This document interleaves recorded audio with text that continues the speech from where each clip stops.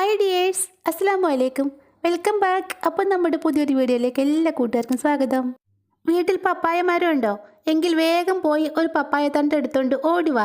നമുക്ക് കൊതുകിനെ തുരുത്തി ഓടിക്കാനുള്ള ഒരു അടിപൊളി മരുന്നുണ്ടാക്കാം. വീടിനകത്തും പുറത്തുമൊക്കെയുള്ള കൊതുകിനെ തുരുത്തി ഓടിക്കാൻ പണ്ട് മുതൽക്ക് ഉപയോഗിച്ച് വരുന്ന ഒന്നാണ് പപ്പായ ഇലകൾ. പപ്പായയുടെ ഇലകൾ മാത്രമല്ല കേട്ടോ, പപ്പായ തണ്ടും കൊതുകിനെ തുരുത്തി ഓടിക്കാനും വളരെ വളരെ എഫക്റ്റീവാണ്. ഞാനിവിടെ ഒരു പപ്പായ തണ്ട് എടുത്തിട്ടുണ്ട്. ഇതിൽ നിന്നും ഇത് ഇത്രയും വലിപ്പമുള്ള ഒരു ചെറിയ പീസ് മുറിച്ചെടുക്കാം. മുറിച്ചെടുത്ത പീസ് നമുക്കൊരു ഗ്ലാസ്സിനുള്ളിലേക്ക് വെച്ചു കൊടുക്കാം. ഇതിങ്ങനെ ഗ്ലാസ്സിൽ വെക്കുമ്പോൾ ഗ്ലാസ്സിനേക്കാളും 1 ഇഞ്ചെങ്കിലും പൊക്കത്തിൽ വേണം പപ്പായ തണ്ട് ഇരിക്കാൻ.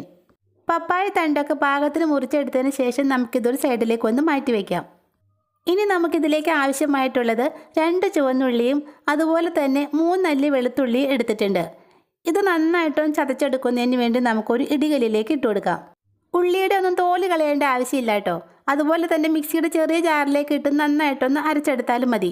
ചുവന്നുള്ളിയും വെളുത്തുള്ളിയൊക്കെ നന്നായിട്ട് ചതച്ചെടുത്തിട്ടുണ്ട്. ഇനി നമുക്ക് ഒരു ചീനച്ചട്ടി സ്റ്റവിലേക്ക് വെച്ചതിന് ശേഷം അതിലേക്ക് കുറച്ച് വെളിച്ചെണ്ണ ഒഴിച്ചു കൊടുക്കാം. വെളിച്ചെണ്ണ തന്നെ വേണമെന്ന് നിർബന്ധമൊന്നുമില്ല കേട്ടോ. നല്ലെണ്ണയോ വിളക്കെണ്ണയോ ഏതോ ഉള്ളതെന്ന് വെച്ചാൽ അത് എടുത്താൽ മതി. പിന്നെ എണ്ണ കുറച്ച് കൂടുതൽ എടുക്കുകയാണെങ്കിൽ നമുക്കിത് കൂടുതൽ ദിവസത്തേക്ക് യൂസ് ചെയ്യാൻ പറ്റും. ചൂടായ എണ്ണയിലേക്ക് നമ്മൾ ചതച്ച് വെച്ചേക്കുന്ന ഉള്ളി ചേർത്ത് കൊടുക്കാം.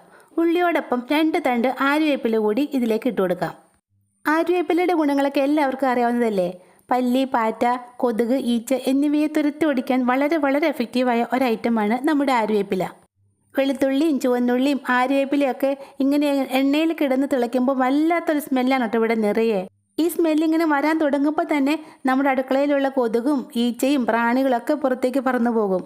ഏകദേശം 2 മിനിറ്റോളം വഴറ്റിയപ്പോഴേക്കും നമ്മുടെ ഉള്ളിയും അതുപോലെ തന്നെ ആര്യവേപ്പിലയൊക്കെ നന്നായിട്ട് വറുത്ത് മൊരിഞ്ഞു വന്നിട്ടുണ്ട്. ഇനി നമുക്ക് സ്റ്റവ് ഓഫ് ചെയ്യാം. സ്റ്റവ് ഓഫ് ചെയ്തതിന് ശേഷം നമുക്ക് ഈ എണ്ണയിലേക്ക് 2 കട്ട കർപ്പൂരം കൈകൊണ്ട് ഇതുപോലെ ഒന്ന് പൊടിച്ചിട്ട് കൊടുക്കാം. നമ്മൾ ഇട്ട് കൊടുത്ത ആര്യവേപ്പിലയുടെയും വെളുത്തുള്ളി, ചുവന്നുള്ളി അതുപോലെ കർപ്പൂരം ഇവയുടെയൊക്കെ എസൻസ് ഈ എണ്ണയിലേക്ക് ഒന്ന് ഇറങ്ങി കിട്ടുന്നതിന് വേണ്ടി ഒരു സ്പൂൺ വെച്ച് നന്നായിട്ടൊന്ന് പൊടിച്ചു കൊടുക്കാം. കൊതുകിനെയും ഈച്ചയും ഒക്കെ തുരത്തി ഓടിക്കാനുള്ള നമ്മുടെ മിക്സ് ഇവിടെ റെഡി ആയിട്ടുണ്ട്. ഇനി ഇതെങ്ങനെയാണ് അപ്ലൈ ചെയ്യേണ്ടതെന്ന് നോക്കാം.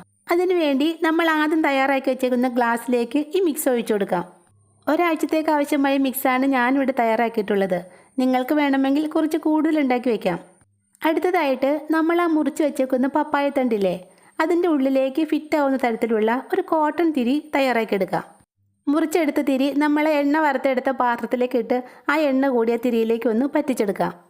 എണ്ണയിൽ മുക്കിയെടുത്ത തിരി നമുക്ക് പപ്പായ തണ്ടിൻ്റെ ഉള്ളിലേക്ക് ഒന്ന് ഇട്ട് കൊടുക്കാം. പപ്പായ തണ്ടിലേക്ക് നമ്മൾ ഇട്ട് കൊടുക്കുന്ന തിരി അതിന് 2 അറ്റത്തും കുറച്ച് വീതം പുറത്തേക്ക് തള്ളിയിരിക്കണം.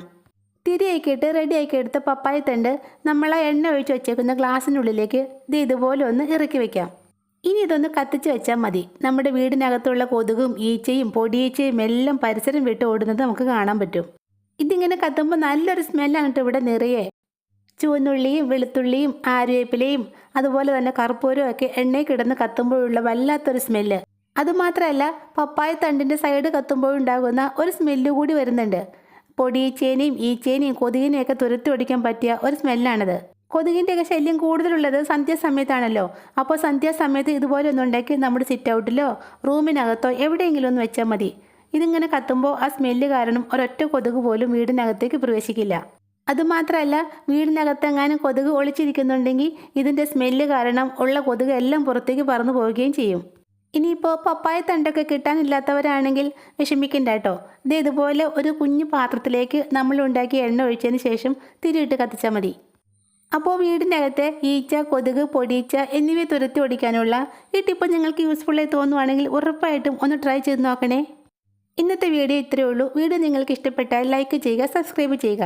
ഇൻഷാ അല്ലാഹ് നെക്സ്റ്റ് വീഡിയോയുമായി വരുന്നത് വരെ താങ്ക്സ് ഫോർ വാച്ചിങ് വ്യൂവേഴ്സ്.